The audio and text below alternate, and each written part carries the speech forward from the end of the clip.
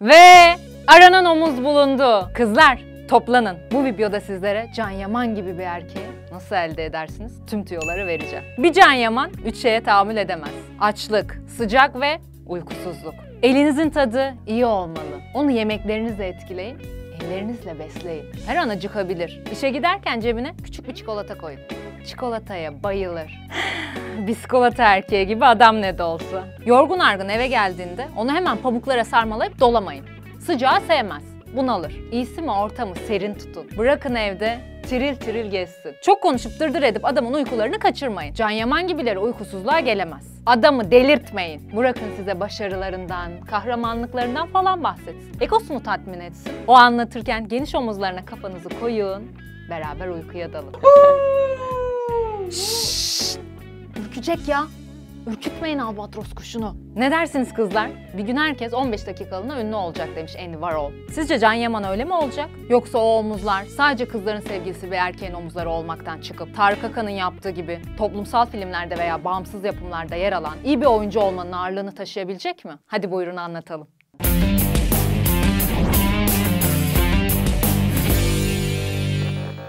Eskiden sadece kadınlar metalaştırılıyordu. Artık erkekler de metalaştırılıyor. Hadi hayırlısı.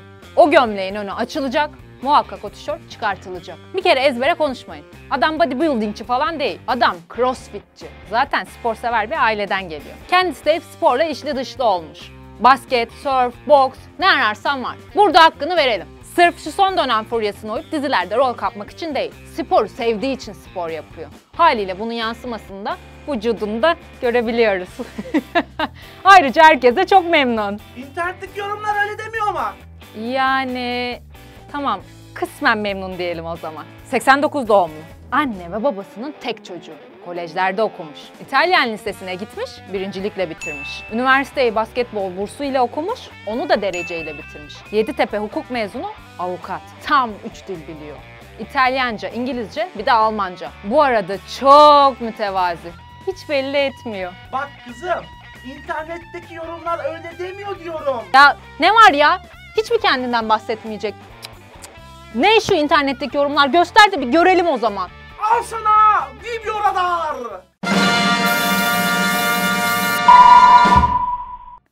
Şöyle spor yaparım, böyle yakışıklıyım, İtalyanca biliyorum, avukatım, zekiyim falan böyle bildiğimiz Alena Tilki egosu bu. Ben de 24 yaşındayım. Japonca, Çince, Korece biliyorum. Paravan açılsın mı? Gelsin diğer radara yakalanan. Can Yaman, yürüyen ego. Ya biz de az önce dedik ya bırakın anlatsın, o bir rahatlasın böyle. Gözünüzün önüne geliyor. Diğer radara yakalanan da gelsin. Can Yaman'a sormuşlar. Hep mi ilgi görürdünüz? Ukalaca algılama ama çocukluğumdan beri hep okulun en yakışıklısıydım. Bana her zaman ilgi vardı. Bir şeyler yeni başlamadı yani. Sadece arttı. Yani ukalaca algılamayın ama yani. Gencim, güzelim. Ben zaten pobiydim, sizin haberiniz yok. Gelsin bir diğeri. Bu kendi demeciymiş. Bir dersin kitabını, ders notlarını 2-3 kere okur. Herkesten daha hazır olurdum sınava. Beyin bedava diyorsun yani. Atıyorum hafızaya, ezberliyorum ve oluyor. Anne ve babası ayrı olmasına rağmen sevgi dolu bir ailede büyüdü. Kızlar, şimdiden söyleyeyim. Anne babasına pek bir düşkün. Ya da annesi babası ona pek bir düşkün. Annesi telefonda bayan markaj diye kayıtlı, ona göre. Öyle gelin kaynana olaylarına giriyorsanız pek şansınız yok.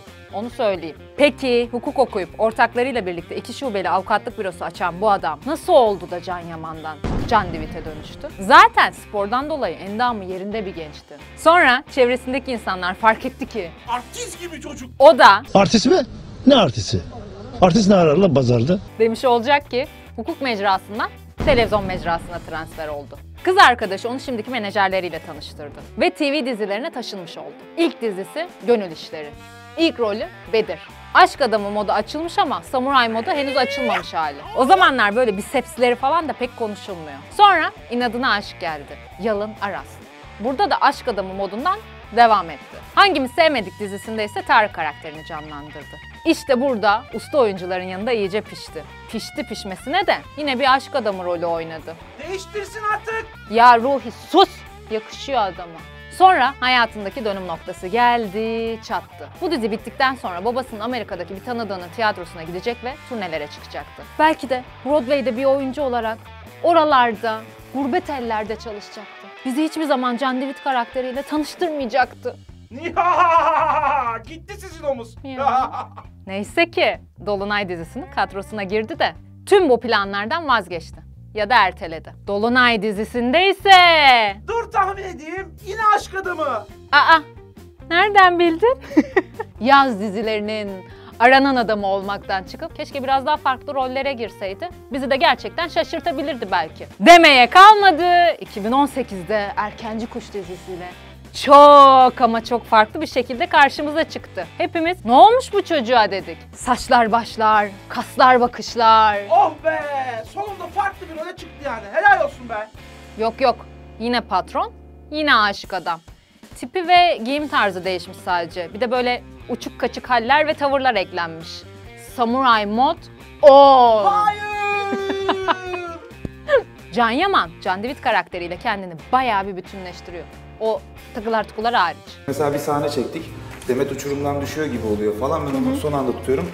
Yüzük şuradan etimi sıkıştırdı ve battı falan. Şimdi gelelim. Bu yeri geldi mi sempatik, yeri geldi mi kendine güvenen, çoğunlukla patron olmanın dayanılmaz hafifliğini yaşayan dizi karakterlerine. Bunların ortak özellikleri iş yerlerine aldıkları kızlarla muhakkak aşk yaşamaları. Bunlar öyle erkek ki karizmatik, sempatik, fazlasıyla yakışıklı.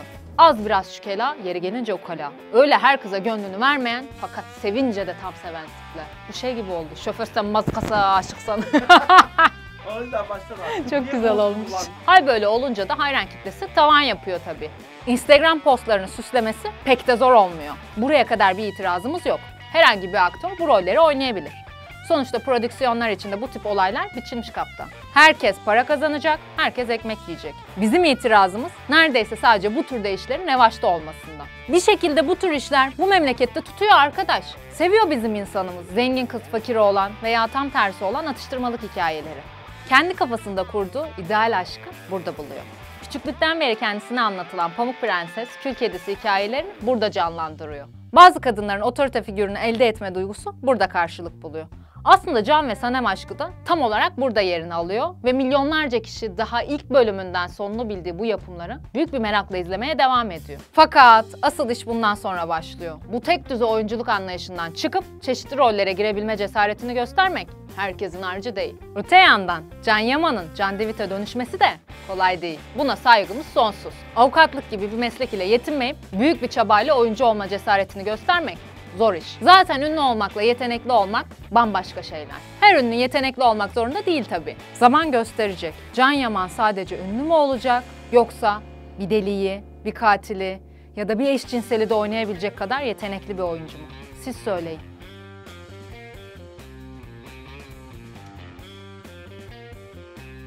Bu güven patlaması nereden geliyor? Sokakta tanınmaya başladınız mı sorusuna ayırt edemiyorum. Eskiden de bakılıyordu çünkü. Bana mı bakılıyor, yakışıklılığıma mı bakılıyor bilmiyorum falan açıklamaları.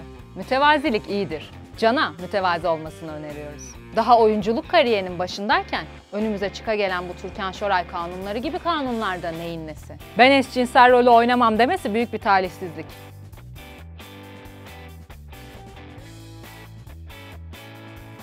Eğer kendini daha da geliştirip tek düze rollerden kurtulursa, bilmiş olduğu 3 dil ile bizi uluslararası platformda iyi bir aktör olarak temsil edebilir.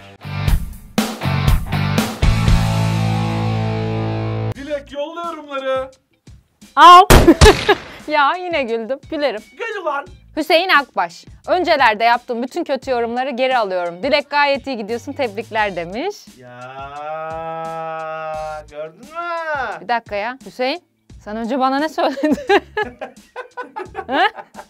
Teşekkür ederim. Mehmet Akkoç, şu ana kadar en beğendiğim video. Diğer videolar çok gerekli değil. Bana ne şu artistin anasından, avradından, yediğinden, içtiğinden. Bu arada yine de izliyorum. Çaktırmayın.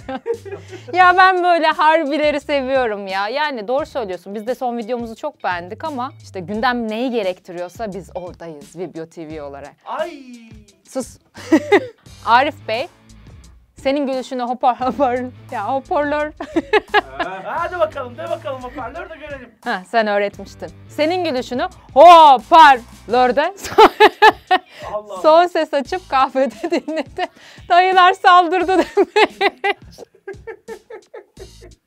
Geçmiş olsun kardeşim. Yapacak bir şey yok. Ya Orçun! Esile Çakıroğlu. Minimalizm hiç düşünmediğim bir şeymiş. Teşekkürler. Asla o bakış açısına sahip olamam ben. Bir şey söyleyeyim mi? İtiraf et çabuk. Ediyorum. Ben de olamıyorum ama bir şey daha söyleyeceğim. Siz niye videolarımı sonuna kadar izlemiyorsunuz? Beni niye yine çirkefe bağlatıyorsunuz? Biri demiş ki kendine baksın bu kız minimalist mi falan. Ben dedim ki ben olamam. Ama farkında olarak hayatı yaşarım dedim. Ona göre yorum yapın. Saçmalardan seçmeler. Hazır mısınız? Bakalım ne diyecek, çok merak ediyorum. Bu arkadaki admini son kez uyarıyorum. Videoyu bölmesin. Allah Allah. Sana diyor, sana. Bana mı diyor? Evet. Ha, bana diyor.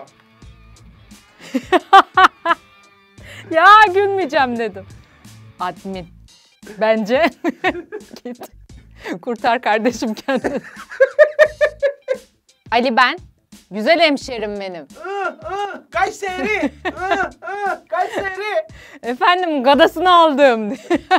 İyi anlatıyorsun eyvallah da. Neyse bir bölümde beden dili hakkında video yapın da. Sen emin misin Kayserili olduğunu? Karadeniz'de gibi dağ diye. Beni mi kandırıyorsun?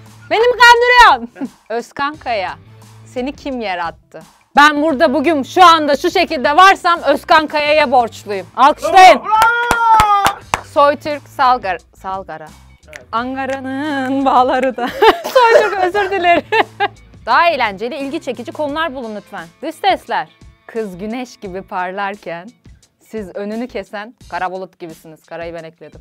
Allah Allah Allah. Hanım bize ayı demediği kalmış yani. Teşekkür ederiz Soytürk Bey. Soytürk'cüm çok teşekkür ederim canım benim. Güneş dedi bana. Ulan kaç aydır çalışıyoruz bir kere övmediniz şöyle ya. Soytürk Başkan cansın. Ya hadi yürü artık, çık dışarı. Hadi çık. Dans etme artık, çık. Unicorn'umu gördün mü?